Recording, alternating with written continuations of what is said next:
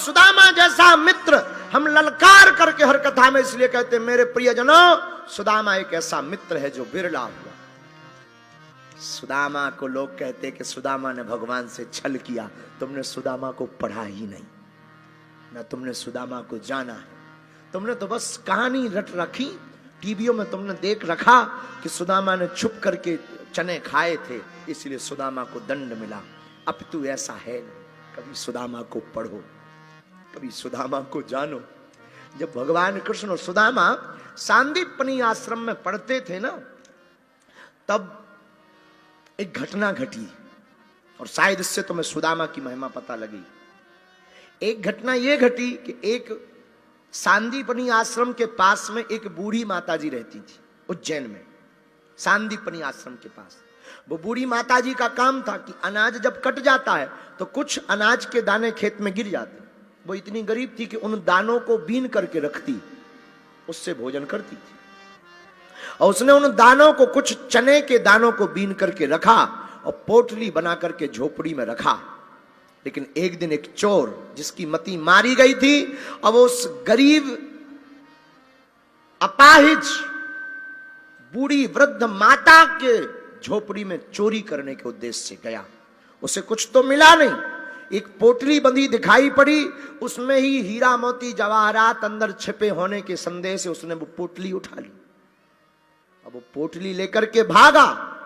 बदकिस्मती से उसका पैर एक पत्थर में अटक गया और सांदीपनी आश्रम में चोट लगने के कारण आश्रम के बाहर उसकी पोटली छूट गई और चने बिखर गए।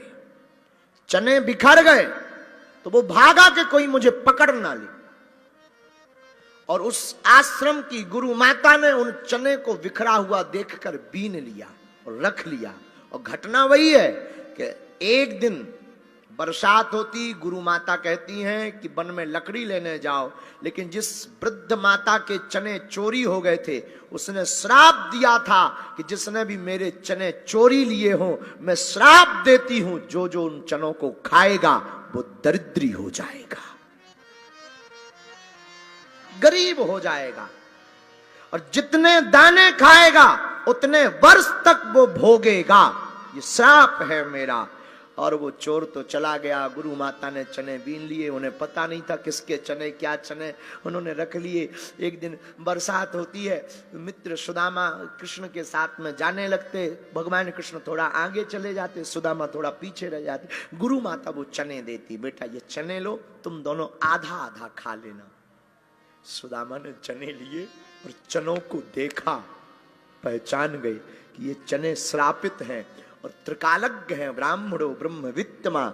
इन्होंने त्रिकालज्ञ संध्या की कर रखी है। इन्होंने देखा कि जो भी ये चने जितने दाने खाएगा उतने दिन तक उसको गरीब रहना पड़ेगा। सुदामा ने सोचा, गुरु माँ ने कहा आधा आधा खा लो, मतलब आधी जिंदगी मेरी, आधी जिंदगी मेरे मित्र की गरीबी में चली जाएगी, फिर मेरे होने का क्या मतलब है। सुदामा ने कहा, मैं झूठ मूठ करूंगा और मैं खुद पूरा खाऊंगा, पर मैं अपने मित्र को राजा बनाऊंगा।